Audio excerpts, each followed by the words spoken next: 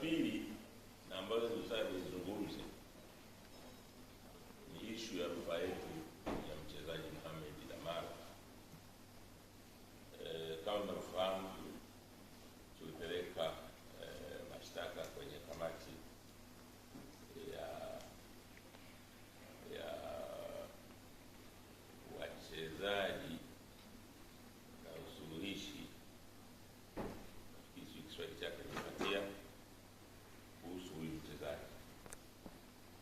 Sisi tulikaa swala hilo kwa kina, tukasema ni swala ambalo halijakaa sawa, ni swala ambalo katika ushindani hakuna uwiano ulio sahihi.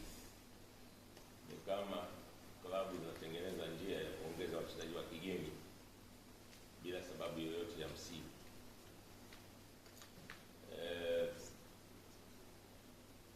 Kama tunasema mchezaji aliyepewa uraia hawezi kuchezea timu ya taifa, basi sababu ya kumpa uraia ilikuwa ni nini?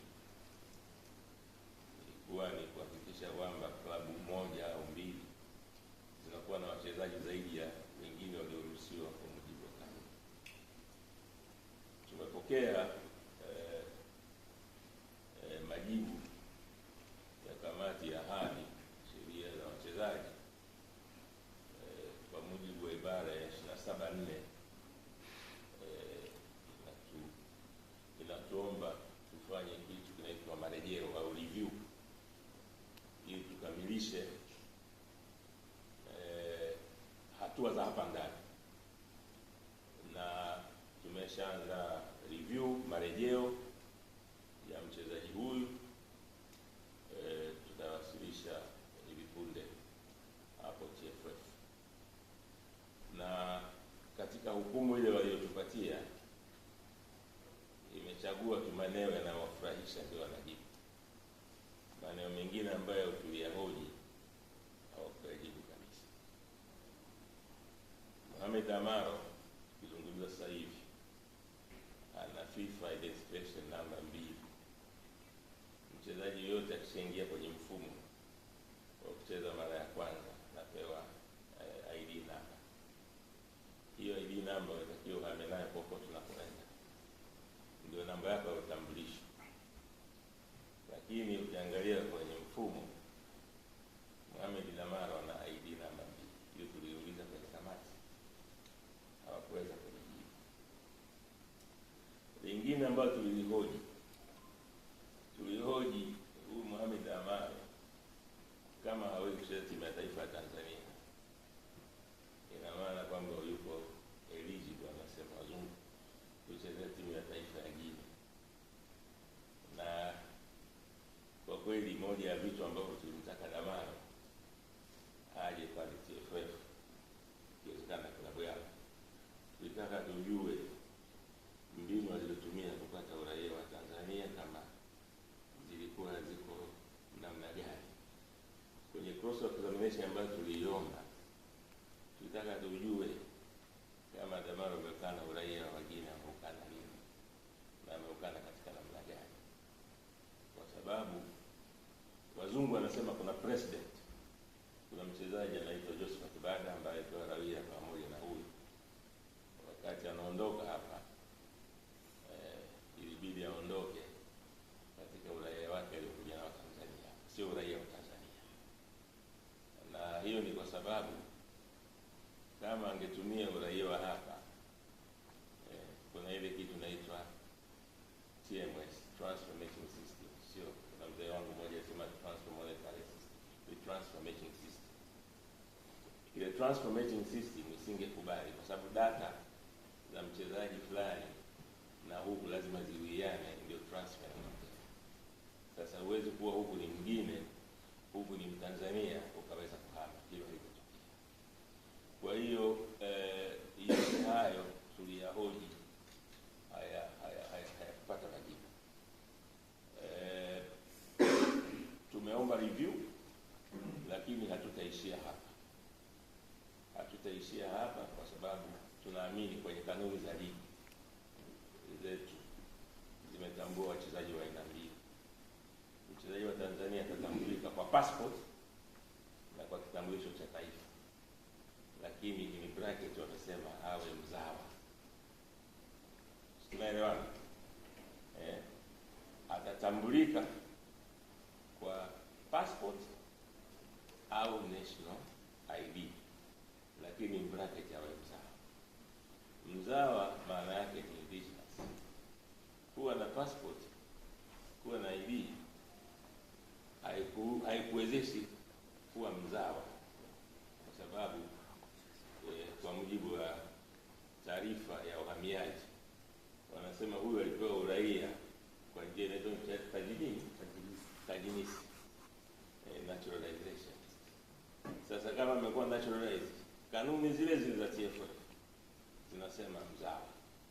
Kwa hiyo kuna mchezaji mzawa na kuna mchezaji wa kigeni. Sisi tunaamini Damaro akizi kwa mujibu wa kanuni zenyewe za TFF akizi vigezo vya kuwa mzawa. Kwa hiyo yote haya tumeyahoji, lakini kamati ya sheria na hadhi ya wachezaji hawakuyajibu haya. Kwa hiyo tunaandika review na kuweza kuomba, na naomba niliseme hili jambo si jambo dogo kwa nchi, kwa sababu Simba mwaka jana baada ya sisi kuona wenzetu wamepewa uraia, tunaandika barua uhamiaji kwa wachezaji wetu kwamba kuna baadhi ya wachezaji wetu wanaomba nao kupata uraia. Hatujawahi kujibu hiyo barua mpaka leo. Hatujawahi kujibu hiyo barua ya wachezaji wetu wa uraia. Kwa hiyo sisi tunaamini ligi kuu ya Tanzania ni brand kubwa, ni product kubwa, vinaumiza na vitu ambavyo si vizuri. Kwa jambo hili sio tu tunaenda pasi baada ya review kama tutapata tunayotaka, tunaandikia pia FIFA, kwa sababu tunaamini kuna fraud. Fraud kwa Kiswahili nasema fraud, tunasema kwa Kiswahili ni udanganyifu. Kwa sababu kama unaweza kucreate ID nyingine ili mchezaji acheze, unashindwa kutumia ID ya mwanzo iliyokuwa nayo Gino, ina maana unafanya udanganyifu. Hebu FIFA nao waje waangalie huu udanganyifu huu, nani amehusika kuufanya na kwa faida ipi. Kwa hiyo hili jambo si dogo, ni jambo kubwa. Sisi tunaliona Simba kama mtu anaweza akapewa tu uraia ili achezee club, achezee timu ya taifa, ni jambo kubwa, kwa sababu Damaro vile alivyo, hata iwe vipi, hata kwa miaka 100 ijayo hawezi kuchezea timu ya taifa kwa sababu zifuatazo. Jambo la kwanza kabisa, ucheze timu ya taifa ya nchi husika, lazima uwe na mizizi katika nchi ile. Aidha babu yako mmoja au bibi au wote waliwahi kuwa katika ile nchi, au ni wazaliwa ile nchi, au wazazi wako au mmoja wa wazazi wako amewahi kuwa ni raia ile nchi, amezaliwa ile nchi, ameishi katika ile nchi, au wewe mwenyewe umezaliwa katika ile nchi, wakati wengine wazazi wako wanafanya kazi, ulizaliwa pale, ukasoma pale, kwa hiyo una mizizi na ile nchi. Katika yote hatujaenda kwenye mengine mengi, hilo moja tu tayari Damaro hati ya miaka 100 hawezi kuchezea timu ya taifa, kwa sababu kama ingekuwa hivyo, ingekuwa nchi zinaenda Brazil zinachukua wachezaji, inaenda Argentina zinawaleta, zinapa uraia. Kwa hiyo kwa mujibu wa FIFA haikuwa hivyo. Lakini jambo lingine ambalo tulifikiri TFF walitakiwa walifanye, switch of nationality, ambao TFF walijua kabisa kimpira huyu ameswitch kutoka Guinea anataka kuswitch Tanzania.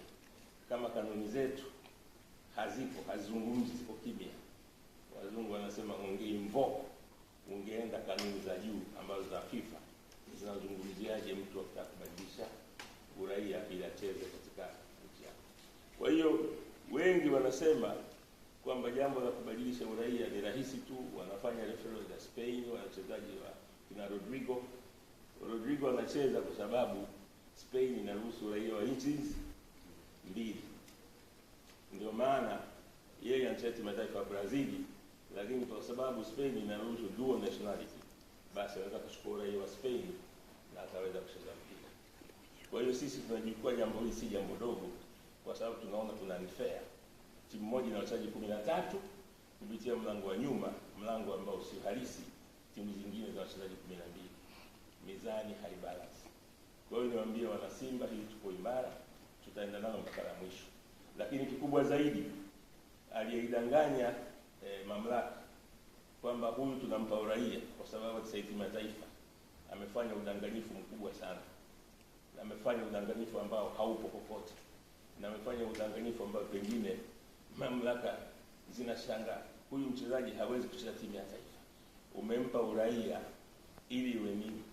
Tena mchezaji mwenyewe ambaye hakuwa amefikisha hata mwaka Tanzania akapewa uraia. Sasa hilo jambo sisi tunaona ni jambo kubwa, na hili tutaona mpaka mwisho wake tuone linakuwa.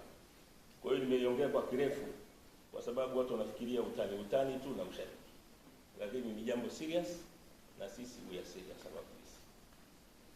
Jambo lingine fahamu, wameona yanayotokea, lakini naomba tena niwasihi sana mashabiki na wapenzi wa Simba, naomba watulie, wawe na amani, wasilete tafrani, kwa sababu mwisho wa siku kuleta tafrani inakuwa sio afya kwa klabu.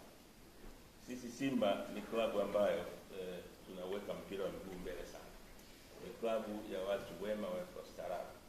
Najua mpira una hisia kali, lakini naomba niseme kwamba tuache tafrani, tupunguze jazba. Sisi bodi nzima, viongozi, ni jambo tunalishughulikia na tumeandikia mamlaka, tutakutana nao, mamlaka zinasimamia mpira, kuweza kujua hizi changamoto ni kwa nini zinajitokeza mara kwa mara. Niwapongeze mashabiki. Unajua mechi za Simba zimekuwa na figisu sana, hasa hizi mechi kubwa.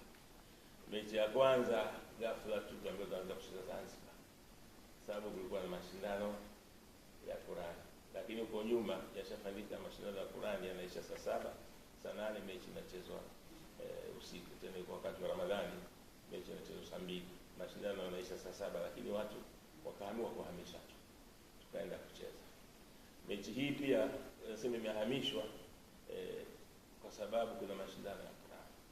Tuliwasiliana na BAKWATA wakasema sisi mashindano yetu yanaisha saa 7. Kwa hiyo mpira unaweza kuchezwa. Tukaambia wenzetu, jamani, mashindano ya BAKWATA yanaisha saa 7, ya Qur'ani yanaisha saa 7. Kwa nini tusicheze mechi hii saa 1 usiku? Lakini wakang'ang'ania lazima ichezwe kule. Wakaenda kuweka kiingilio kikubwa ambacho tunaomba baadaye bodi ya ligi tunaomba regulate kitu. Lakini kuna baadhi hata mashabiki wetu wakiwa na ticket wameshindwa kuingia, wanasema uwanja umejaa. Wenyewe wamekata ticket, baada ya mashabiki wamezoea kuingia, uwanja umejaa. Kwanza niwapongeze wana Simba kwa kiingilio kikubwa cha chini, ambacho pengine kiingilio kikubwa katika historia inachokumbuka ni cha Taifa Stars na Brazil, ndio kiingilio cha chini kilikuwa 30. Kando na hapo haijawahi kutokea kiingilio cha chini cha mechi kwa 15. Lakini pamoja na hayo wamekuja kwa wingi kuweza kushangilia timu yao, lakini ndio hivyo, wengine wakosa nafasi. Tunaomba baada ya mamlaka ili jambo linaliangalia sana la kufanya regulation ya vitu iweze kwenda sawa. Kwa hiyo nawasihi mashabiki wetu, mashabiki wema, mashabiki wenye urevu, wanaopenda sana timu yao, wawe na amani na watulie. Viongozi, bodi tunaifanyia kazi ya malalamiko ambayo